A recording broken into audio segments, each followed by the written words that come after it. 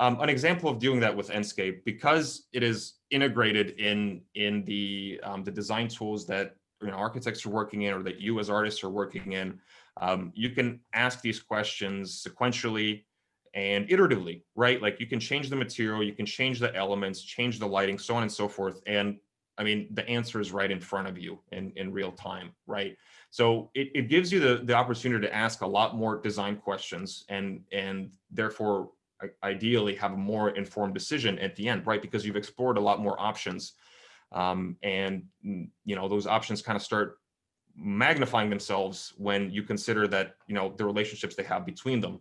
And all of a sudden, the amount of permutations between them kind of get even too many to keep in one's head. But that's really one of the most powerful things, I think, when we think about the impact of real-time technology to traditional design. And what I also love seeing is the work that the CG community is doing with our software, right? Because we're creating this accessible thing, which is really meant to be able to be used by anybody. And it's been amazing to see what this community does with the tool, because the kinds of images you guys are creating are just mind-blowing, right? Like from again, coming from the side of an architect, sometimes I see an image like this and I'm like, how did you do that with Enscape? Like that, are you serious?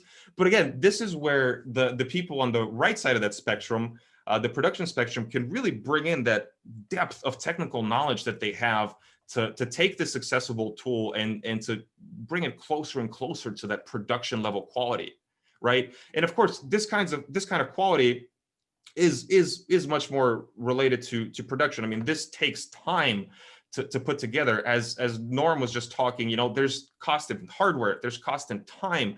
These images, these experiences take a lot of time to put together. So you can't expect that this happens at every single stage in design, right? It happens every now and then, and that's when we engage this kind of the professional community. But again, it's absolutely always so inspiring to see what the pro community is doing, and of course then it serves as an example to the design community, because they look at images like this and they're like, oh man, I could do this. There's a lot I have to learn, but I already know how to use this tool. Now I just need to upskill a little bit and really take it to the bleeding edge.